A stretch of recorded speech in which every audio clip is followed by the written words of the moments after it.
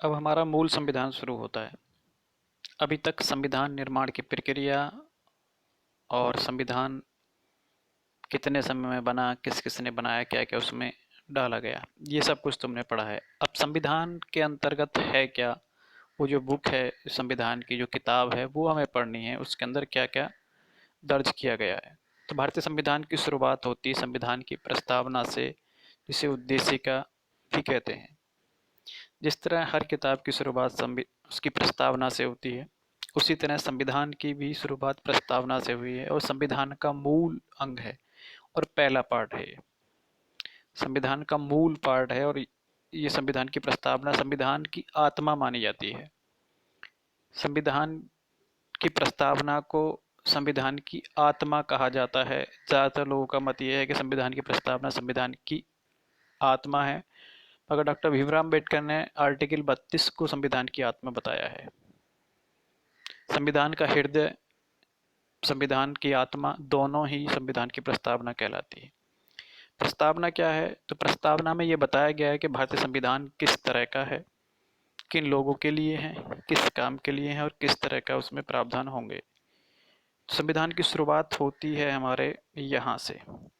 हम भारत के लोग भारत को एक संपूर्ण प्रभुत्व संपन्न समाजवादी पंथ निरपेक्ष लोकतंत्र आत्मक गणराज्य बनाने के लिए तथा उसके समस्त नागरिकों को, इसमें सारी बातें लिखी गई हैं यहाँ तक। मतलब एक पूरी शपथ की तरह, जिस तरह एक शपथ ली जाती है तो उस तरह का इसमें पूरा ब्यौरा दिया गया है। एक एक शब्द का यहाँ पे मतलब कुछ ना कुछ निकलता है। समाजवादी का मतलब है कि भारतीय संविधान समाज के प्रत्येक वर्ग, प्रत्येक व्यक्ति के लिए होगा। पंथ निरपेक्ष यानी भारतीय संविधान सभी धर्मों को समान रूप से देखेगा। लोकतंत्र गणराज्य, भारत का जो प्रमुख होगा, राष्ट्र का जो प्रमुख होगा, वंशानुगत नहीं होगा, उसका निर्वाचन किया जाएगा। भारतीय संविधान 26 नवंबर 1949 को बनकर तैयार हुआ था।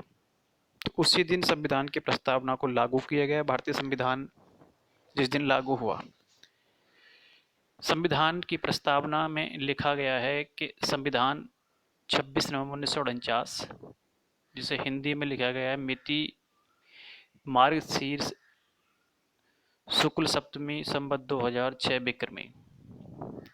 इसका अर्थ क्या है?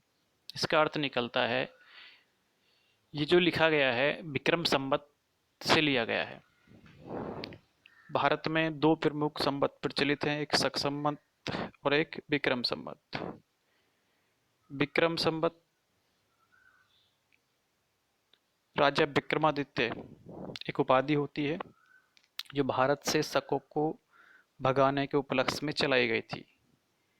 तो विक्रम संवत जो शुरू हुआ था 57 ईसा पूर्व में स्टार्ट हुआ था।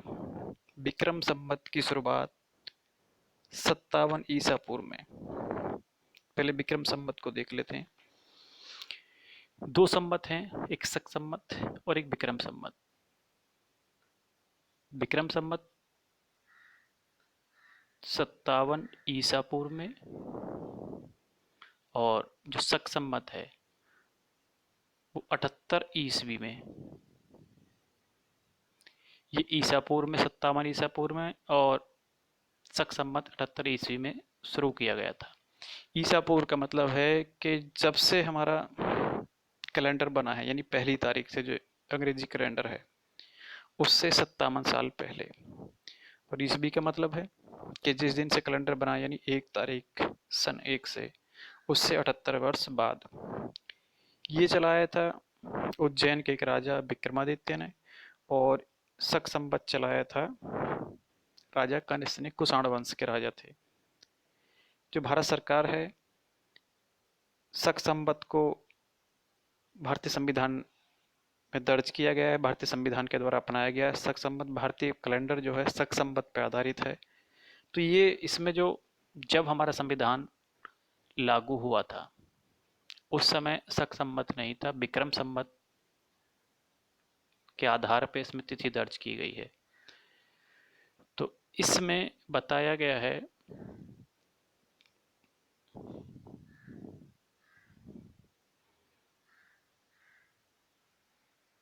मार्गशीर्ष। मार्गशीर्ष एक माह होता है।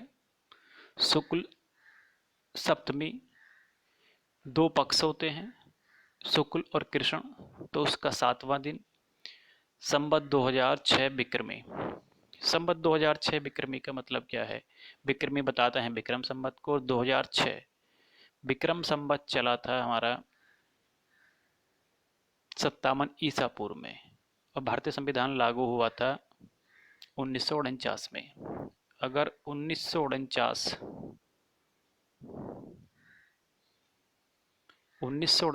में 57 ऐड किया जाए, क्योंकि जो भारतीय कैलेंडर है उससे 57 साल पहले ईसा पूर्व है, तो 57 साल पहले ये चला था, तो इसमें ऐड किया जाए तो 6 0 0 और 2 यानी 2006। तो 1949 जो सन थी उस समय विक्रम संवत के हिसाब से सन थी 2006, इसलिए विक्रम संवत में 2006 विक्रमी लिखा गया है। सप्तमी, तो ये दिन के बारे में बताता है। ये सप्तमी क्या होती है ये अभी देख लेते हैं। देखिए, शक संवत और विक्रम संवत दोनों में माह बिल्कुल समान है। दोनों में ही महीने के नाम एक समान है। कौन कौन से महीने होते हैं शक और विक्रम में? तो दोनों ही शुरुआत होती है दोनों चैत्र से, शक और विक्रम की, और अंत होता है फागुन से। तो विक्रम संवत में जो जिक्र आया है मार्गशीर्ष, इस माह का जिक्र आया जो कार्तिक के बाद आता है। तो यहाँ पे बताया गया है कि दोनों में शुक्ल पक्ष और कृष्ण पक्ष भी हैं। शुक्ल पक्ष क्या होता है, कृष्ण पक्ष क्या होता है? एक माह में अमावस्या और पूर्णिमा आती हैं। पूर्णिमा यानी जब चंद्रमा पूरा होता है, तो पूर्णिमा के बाद चंद्रमा घटना शुरू होता है और धीरे धीरे से अंधेरा बढ़ने लगता है। तो इसलिए पूर्णिमा के बाद का जो 15 दिन का टाइम है उसको कहा जाता है कृष्ण पक्ष। कृष्ण का मतलब काला यानी अंधेरा। तो पूर्णिमा के बाद धीरे धीरे अंधेरा बढ़ता रहता है, तो पूर्णिमा से आगे वाले 15 दिन कृष्ण पक्ष होंगे। उसके बाद अमावस्या आएगी 15 दिन बाद। अमावस्या पे एकदम अंधेरा होता है, उसके बाद फिर चंद्रमा बढ़ना शुरू होता है, और अमावस्या से आगे 15 दिन बाद फिर चंद्रमा पूरा हो जाएगा। तो अमावस्या से धीरे धीरे उजाला बढ़ने लगता है, इसलिए अमावस्या से आगे का जो पक्ष है उसे कहा जाता है शुक्ल पक्ष। शुक्ल का मतलब उजला। तो ये दो पक्ष होते हैं, 15-15 दिन में बांटा गया है। तो कृष्ण पक्ष और शुक्ल पक्ष, बात समझ में आई इन दोनों की? 15-15 दिन का जो गैप है। तो वहां पे जिक्र आया था शुक्ल पक्ष की सप्तमी। तो देख लेते हैं एक मिनट। शुक्ल पक्ष सप्तमी, तो इसका मतलब यह है कि जब अमावस्या हुई थी, अमावस्या के बाद 7 दिन, तो उस हिसाब से यहाँ पे डेट बनती 26 नवंबर। अमावस्या के आगे 7 दिन, 26 नवंबर जो डेट थी। तो यहाँ दूसरे तरह से बताया गया है। सन थी, माह नवंबर है, तो यहाँ मार्गशीर्ष माह का नाम है। शुक्ल सप्तमी ये डेट को बताती है, 26 नवंबर है, तो इसके हिसाब से शुक्ल सप्तमी बैठती है। और 1949 तो ये बताती है विक्रम 2006। तो 1949 में 57 ऐड किए गए, क्योंकि 57 साल पहले ईसा पूर्व ये स्टार्ट हुआ था। तो आज के कैलेंडर हमारे और जो विक्रम कैलेंडर है उसमें 57 साल का अंतर है। उसके बाद जो शक संवत है वो 78 ईस्वी में चला था, तो उसमें 78 साल का अंतर है। जो शक संवत है वो 78 ईस्वी में, शक संवत कनिष्क के द्वारा 78 ईस्वी में शुरू किया गया था। तो इसका मतलब ये है कि आज 2020 है सन, अभी जो सन चले हमारी 2020, और शक संवत के हिसाब से देखें तो सन बैठेगी 78, इसमें से माइनस कर दें। अगर इसमें से 78 माइनस किया जाए तो यहाँ बचेंगे 2, यहाँ 11, 11 में से 7 तो 4 और 1942, 1942 इस हिसाब से सन चल रही है यहाँ पे। और ये शक संवत के हिसाब से, और जो अंग्रेजी कैलेंडर है उसके हिसाब से 2020 है। अगर आज को देखा जाए विक्रम संवत के हिसाब से, तो विक्रम संवत के हिसाब से जो सन है वो बैठेगी 2020 है। 2020 में 57 ऐड करें अगर हम, तो 7 7 2077, ये डिफरेंस है दोनों में। विक्रम संवत और शक संवत के बीच में 135 वर्ष का अंतर है। जो विक्रम संवत है वो 57 साल